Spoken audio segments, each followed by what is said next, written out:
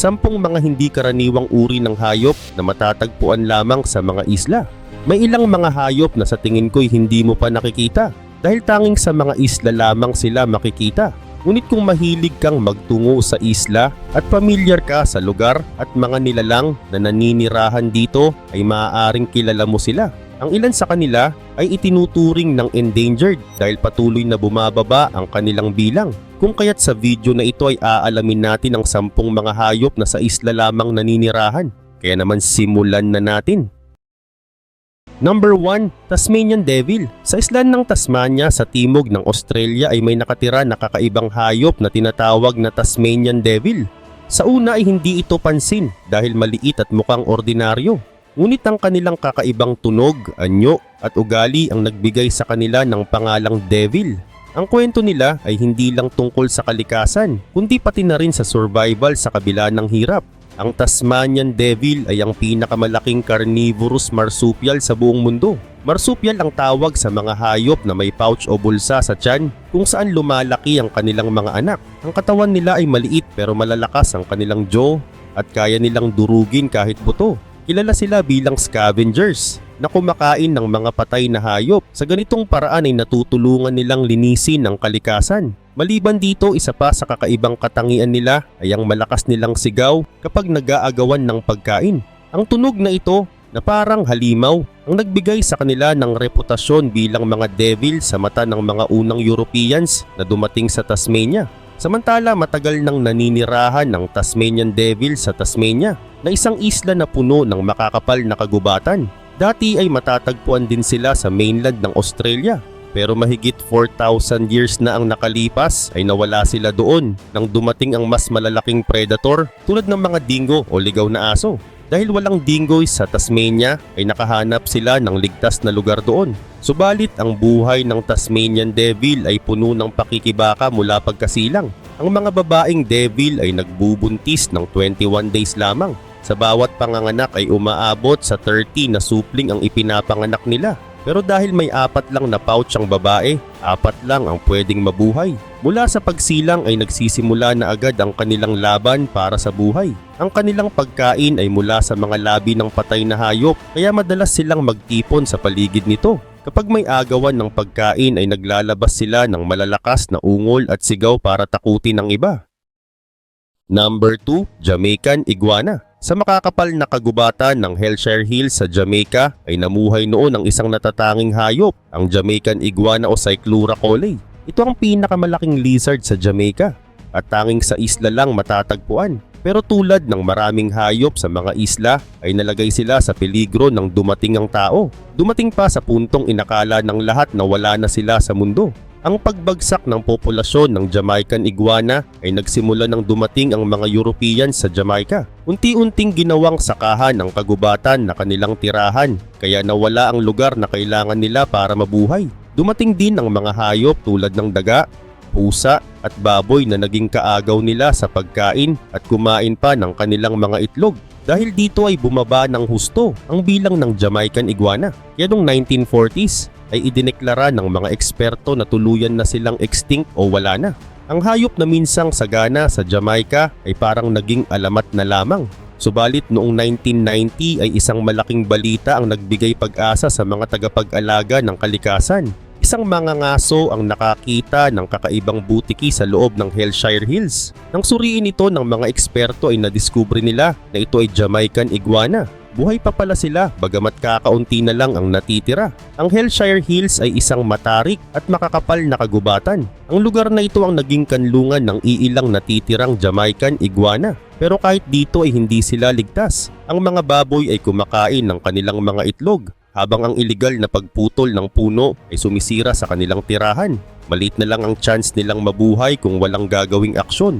Samantala matapos matuklasan na may natitira pang Jamaican Iguana ay bumuo ang mga siyentipiko ng grupo na tinawag na Jamaican Iguana Recovery Group. Layunin nilang sagipin ang hayop na ito mula sa tuluyang pagkawala. Isa sa mga programa nila ay tinatawag na Head Starting Program. Sa programang ito ay kinokolekta nila ang mga itlog ng iguana at pinapalaki sa ligtas na lugar. Number 3. Hawaiian monk seal. Sa gitna ng malawak na Pacific Ocean ay matatagpuan ang isang kakaibang hayop na hindi makikita kahit saan pa sa mundo. Ito ang Hawaiian monk seal. Sa Hawaii tinatawag itong Ilioholo ikawawa na nangangahulugang aso na lumalangoy sa magaspang na tubig. Isa sila sa mga pinakamatandang uri ng seal na nabuhay sa loob ng milyon-milyong taon. Ngunit ngayon ay unti-unti na silang nawawala. Ang monk seal ay naninirahan sa mga liblib na bahagi ng Hawaiian Islands, lalo na sa northwestern Hawaiian Islands. Ang mga isla rito ay tahimik, malayo sa tao at puno ng pagkain, kaya naging ligtas na tirahan para sa kanila. Ang lugar na ito ay protektado bilang bahagi ng Papahana Umukwakya Marine National Monument na isa sa pinakamalaking protektadong dagat sa mundo. Ngunit kahit sa ganitong perpektong tirahan, ang kanilang bilang ay patuloy na bumababa. Sa kasalukuyan ay tinatayang 1,500 na lamang ang natitirang monk seal. Maliban pa rito, ang pangalan nilang monk seal ay galing sa kanilang anyo. Ang ulo nila ay parang may belo, katulad ng suot ng mga monk. Bukod dito, mahilig silang mamuhay ng mag-isa o sa maliliit na grupo na nagpapakita ng tahimik nilang kalikasan. Sila rin ay natatangi dahil sila lamang ang uri ng seal na nakatira sa tropical na lugar tulad ng Hawaii. Samantala, noong 1800s ay naging matindi ang banta sa buhay ng mga monk seal. Pinatay sila para sa kanilang balat at langis at nasira ang kanilang mga tirahan dahil sa pagmimina at labis na pangingisda. Sa paglipas ng panahon ay nadagdagan pa ang mga problema. Marami ang nasasaktan o namamatay dahil sa polusyon, aksidenteng pagkakahuli sa mga lambat ng mangingisda at pagbabago sa klima. Kaya noong 1976 ay idineklara ang Hawaiian monk seal bilang endangered species. Nangangahulugan itong malapit na silang maubos kung walang aksyon upang sila'y maprotektahan. Ngunit sa kabila ng mga hamon ay hindi pa nawawala ang pag-asa para sa monk seal. Gumagawa ng paraan ng mga sayantipiko, gobyerno at lokal na komunidad upang tulungan sila. May mga programa upang bawasan ang polusyon, protektahan ang kanilang tirahan at siguraduhing ligtas sila mula sa mga lambat ng pangingisda. Number 4. Pygmy three-toed sloth. Sa maliit na isla ng Escudo de Veragua sa Panama ay nakatira ang isang kakaibang hayop, ang Pygmy three-toed sloth o Bradypus pygmaeus. Hindi mo sila makikita kahit saan sa mundo dahil sila'y natatanging naninirahan lamang sa islang ito. Mabagal, tahimik at maliit ang kanilang mundo, ngunit ang kanilang kwento ay puno ng aral at inspirasyon tungkol sa kalikasan. Ang Pygmy three-toed sloth ay mas maliit na version ng karaniwang sloth. Tumitimbang lamang ito ng kalahati ng normal na sloth at may mas maliit na katawan. Natatangi rin ang balahibo nito na nagiging slight green dahil sa mga algae na tumutubo rito. Ang green na kulay na ito ang tumutulong sa kanila na magtago mula sa mga predator sa kanilang paligid. Mabagal ang kilos nila, ngunit sanay sila sa pamumuhay sa mga puno ng bakawan. Samantala, makikita lamang ang Pygmy three-toed sloth sa Escudo de Veraguas na isang isla na nasa labas ng mainland Panama. Maliit lang ang isla, halos 4 square kilometers ang sukat at ito'y nahiwalay mula sa mainland mga 9,000 years na ang nakalilipas dahil sa pagtaas ng tubig. Dahil dito ay nagkaroon ng mga kakaibang hayop at halaman sa lugar na hindi na matatagpuan sa ibang bahagi ng mundo. Ang Pygmy three-toed sloth ay naninirahan sa mga bakawan ng isla na nagbibigay sa kanila ng pagkain at proteksyon. At noong 2001 ay unang kinilala ng mga siyentipiko ang Pygmy three-toed sloth bilang isang hiwalay na uri ng sloth. Natuklasan nila na kakaiba ang mga ito dahil sa kanilang mas maliit na sukat at eksklusibong tirahan. Sa pag-aaral ay napansin din nila na kakaunti lamang ang populasyon ng mga ito. Sa kasalukuyan ay tinatayang nasa 500 na lamang ang natitirang Pygmy three-toed sloths kung kaya't pinangangambahan ang kanilang kaligtasan. Sa kabilang banda, ang hayop na ito ay mahalaga dahil nagpapakita ito kung gaano kahalaga ang mga isla bilang tahanan ng natatanging mga nilalang. Ang kanilang buhay ay nakadepende sa mga puno ng bakawan sa isla. Subalit ang kanilang tirahan ay nanganganib dahil sa deforestation, turismo at pagbabago ng klima. Dahil dito ay idineklara na silang critically endangered na nangangahulugang malapit na silang maubos kung hindi sila mapoprotektahan. Number 5. Red-capped manggabe. Sa isla ng Bioko, isang paraisong tago sa gulpo ng Guinea sa West Africa ay naninirahan ng isang kakaibang uri ng unggoy, ang red-capped manggabe o Cercocebus torquatus. Sila ay mga hayop na likas lamang sa isla at sa ilang bahagi ng Africa. Sa kabila ng kanilang natatanging hitsura at mahalagang papel sa kalikasan, sila ay nasa panganib na mawala. Ang kanilang kwento ay isa sa kagandahan ng kalikasan at ang hamon ng pagkasira nito. Ang red cap mangga bay ay maliit hanggang katamtamang laki na unggoy. Ang kanilang ulo ay may matingkad na pulang buhok, parang korona, habang ang kanilang leeg ay nababalot ng puting balahibo na parang kwelyo. Ang natitirang bahagi ng kanilang katawan ay kulay gray o itim na nagbibigay sa kanila ng elegant look.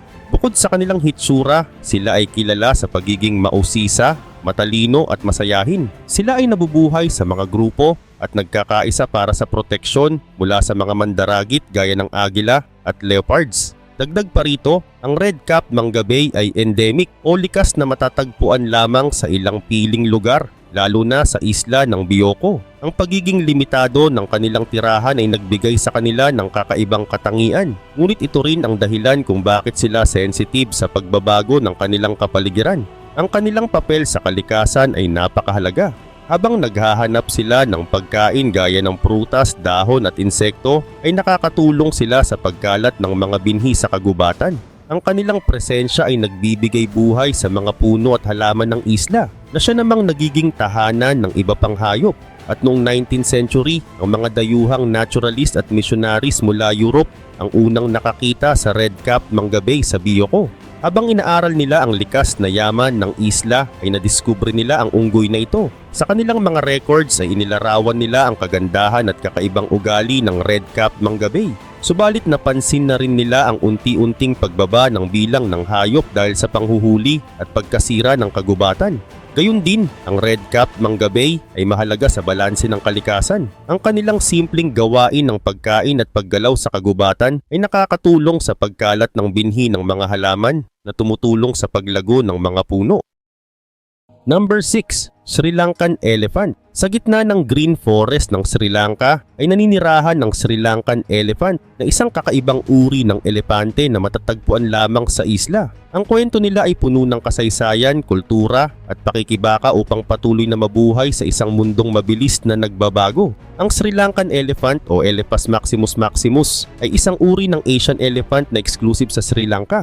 Isa sila sa pinakamalaking hayop sa isla na tumitimbang mula 4,000 hanggang 6,000 kilograms. Bagamat malaki ang kanilang katawan, ay kilala sila sa pagiging maamo at matalino. Ang kanilang trunk ay isang natatanging bahagi ng kanilang katawan na ginagamit sa pagkain, pag-inom ng tubig at pagbuhat ng mga bagay. Samantala, ang Sri Lankan elephants ay naiiba sa ibang uri ng elepante dahil sa kanilang mas maliit na tenga at mapusyaw na kulay ng balat. Ang kanilang hitsura ay sumasalamin sa tropical climate ng Sri Lanka, pero higit sa pisikal na anyo, ang mga elepanteng ito ay bahagi ng kultura ng mga tao sa isla. Sa mga pagdiriwang at religious ceremonies ay sila ang nagdadala ng mga sagradong bagay tulad ng sacred tooth relic ni Buddha na itinuturing na mahalaga sa religious tradition ng bansa. Dati, ang Sri Lankan elephants ay malayang gumagala sa buong isla. Pero ngayon dahil sa deforestation at urbanization ay limitado na ang kanilang tirahan. Matatagpuan sila sa mga damuhan, kagubatan at malapit sa tubig. Sa kasalukuyan, karamihan sa kanila ay nasa mga protektadong lugar tulad ng Mineria National Park at Udawalawe National Park. Ang mga lugar na ito ay nagbibigay sa kanila ng ligtas na tirahan at sapat na pagkain.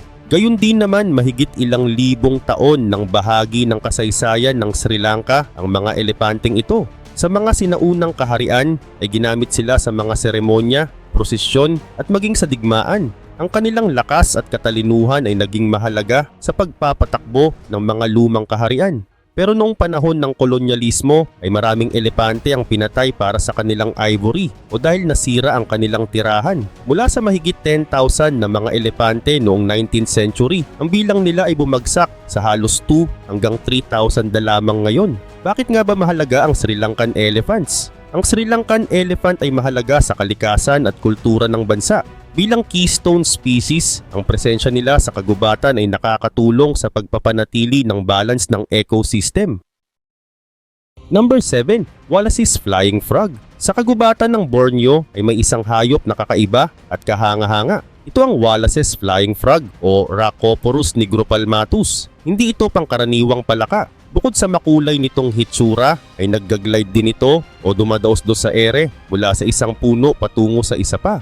Samantala, ang Wallace's Flying Frog ay ipinangalan kay Alfred Russel Wallace na isang kilalang British naturalist noong 1800s. Si Wallace ang nag-aaral ng mga hayop at halaman sa Malay Archipelago at dito niya natuklasan ng kakaibang palakang ito. Ang Wallace's Flying Frog ay may matingkad na green na balat, dilaw na tiyan at mga black membrane sa pagitan ng mga daliri nito sa kamay at paa. Ang mga membrane na ito ang nagsisilbing parang pakpak na ginagamit nila sa pag-glide.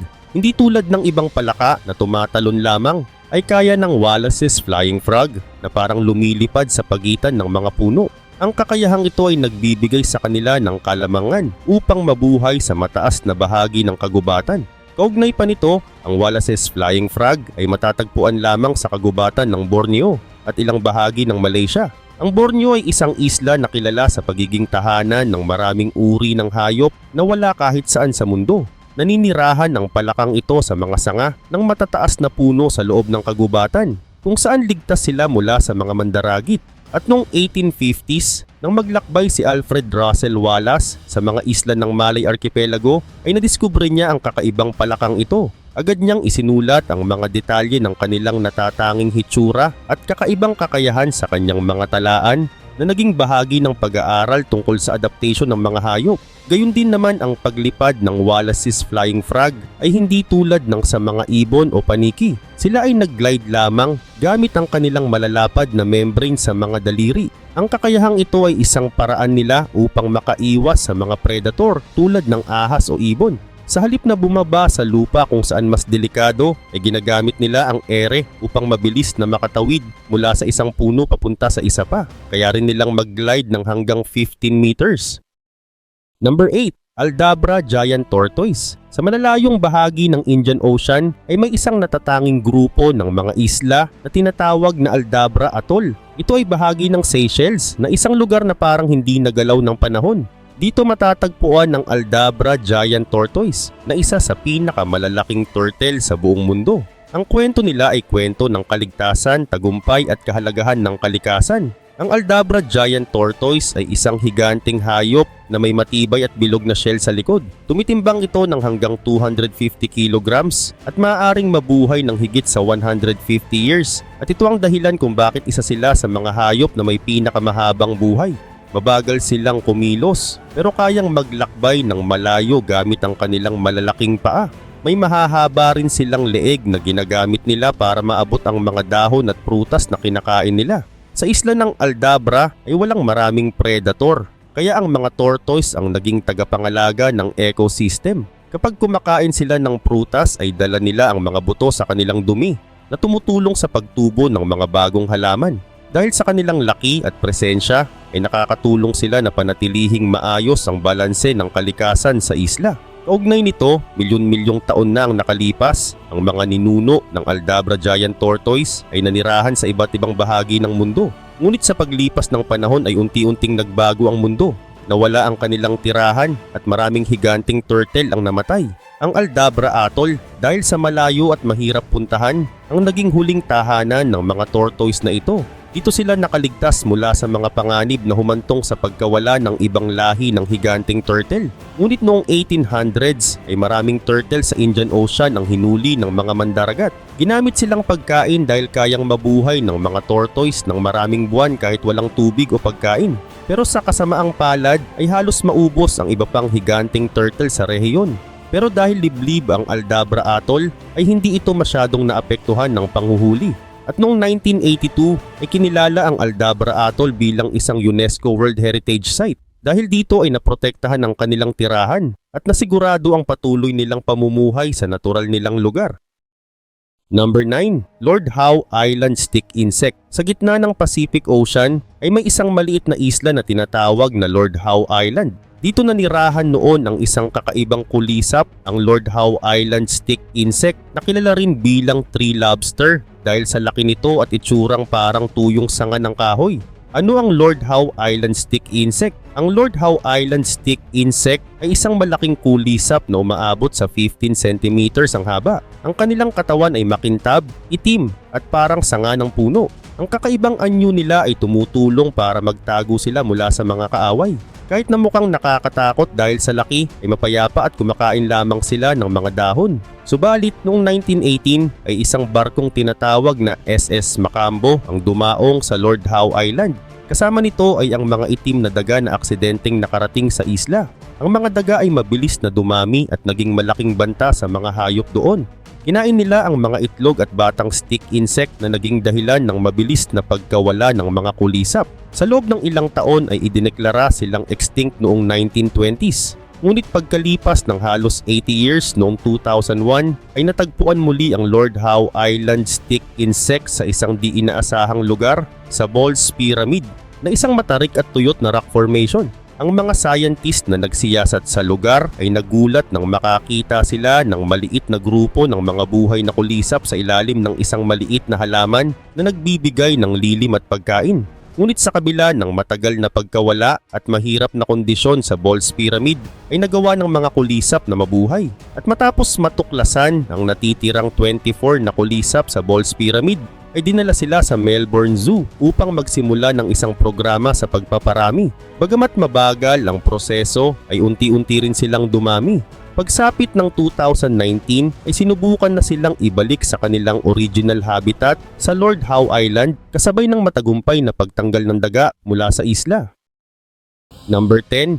Blue-footed booby bird. Sa malalayong isla tulad ng Galapagos ay matatagpuan ng isang kakaibang ibon na may matingkad na blue na paa at ito ang blue-footed booby. Samantala, ang blue-footed booby ay isang ibon na naninirahan sa baybayin at karagatan. Ang kanilang blue na paa ang pinakamahalagang katangian nila na ginagamit nila sa paghahanap ng kapareha.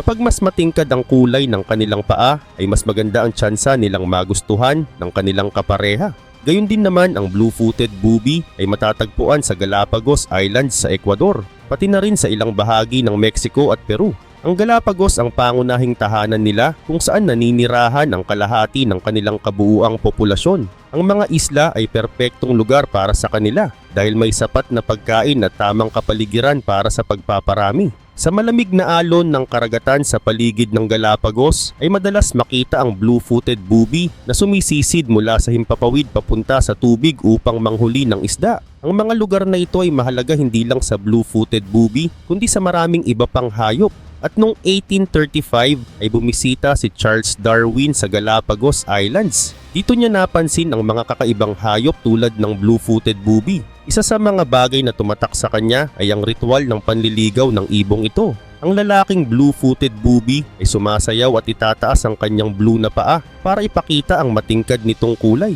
Kung magustuhan ito ng babaeng ibon ay magpapatuloy sila sa paggawa ng pugad sa lupa gamit ang mga dahon, bato at iba pang bagay. Dagdag pa rito ang blue-footed booby ay mahalaga sa kalikasan dahil sila ay bahagi ng balance sa marine ecosystem. Mahusay silang manghuli ng isda kung kaya't tumutulong sila sa pagpapanatili ng tamang dami ng isda sa karagatan.